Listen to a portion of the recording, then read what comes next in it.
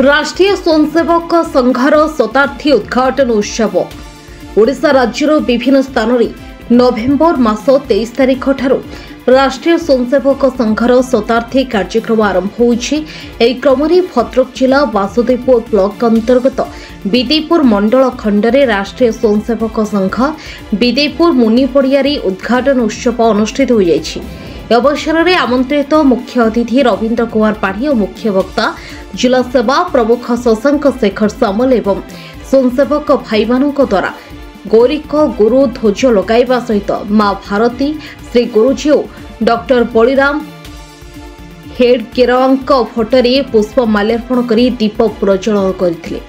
स्वयंसेवक मानक द्वारा शारीरिक व्यायाम प्रदर्शन करा जायतिला। ए अवसर में वैदिक कार्यक्रम अनुष्ठित होइतिला।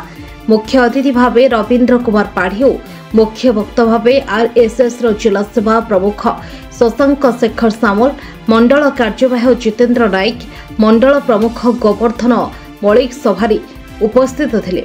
70 ऊर्ध्व स्वयंसेवक भाई ग्रामवासी उपस्थित रही।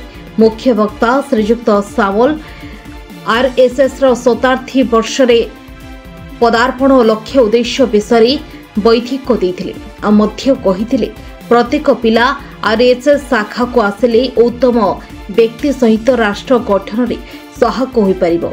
शशांक शेखर सामल, भद्रक जिला सेवा प्रमुख। आज जो राष्ट्रीय स्वयंसेवक शताब्दी वर्ष पालन अवसर जोग कौन कहे? जो शताब्दी वर्ष आमर समग्र भारत वर्ष रे प्रत्येक मंडल रे कार्यक्रम होची। आमर शताब्दी वर्ष पालन एटा केवल बड़ आकार रे आमे पालन करनु, आमे समाज रो अति मंडल स्थान रु आमे पालन करा जाउची। ए शताब्दी वर्ष समग्र भारत वर्ष पई एक आह्वान रो कथा है कि पहुँची। एमिति कौन संगठन शताब्दी वर्ष पहुँचनी जे मात्र छोटिया द्रोमरु आरंभ होई कि नागपुर रो छोटिया द्रोमरे आरंभ होइतिला, जहाँ आज बटवृक्ष रे परिणत होइछि। ता आगु को मध्य समग्र भारत वर्ष केमिति विश्वगुरु रे आसीन हम, ता सहित परम व्यवसायी राष्ट्र परिणत हम, तापाई समस्त स्वयंसेवक निजर तन मन धन देकी आगु को बढ़िया पाई एक प्रेरणा पाई शताब्दी कार्यक्रम आरंभ होइछि।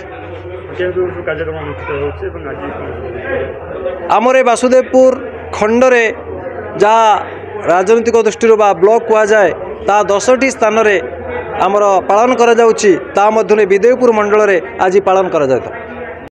मन रवींद्र कुमार पाढ़ी और विदेपुर मंडल शाखार जड़े स्वयंसेवक शताब्दी वर्ष पालन विदेपुर मंडल पालित कौन कहे? ये जो शताब्दी वर्ष पालन कर संघर यह 1925 मसीह एक छोट घासर आरंभ हो आज महाद्रुम परिणत होती। केमी आग को एक आउरी महाद्रुम परिणत हो। जो गुरुजी और जो डॉक्टर जो स्वप्न थिला ता बहुमात्रा पूर्ण होती। आउरी केमी आग को बढ़ी पार केमी प्रत्येक परिवार प्रत्येक घरे पहुँची पार आज संघर संकल्प हवा दरकार और शाखार संकल्प हवा दरकार। शाखा हूँ संघर प्राण। प्रत्येक व्यक्ति शाखा को आसवा दरकार, प्रत्येक परिवार शाखा को आसवा दरकार और यह द्वारा प्रत्येक व्यक्तिर अनुशासन एवं संस्कार परिवर्तन हेब। समस्त व्यक्ति एक मनीष बा भल मनीषरे परिणत हो पार। यह संघर उद्देश्य एवं संघर यही शताब्दी वर्ष आज जो आरंभ होती 1925 आरंभ होता 2025 ता उद्घाटन होची। 1926 2026 ता उद्यापन हेब। यही वर्ष मध्य समस्त ग्राम रे कि शाखा खुली पार, समस्त मन समस्त परिवार समस्त आसिक पहुँच पार। आज भद्रक वासुदेवपुर रंजन मलिक रिपोर्ट न्यूज 18 ओडिशा।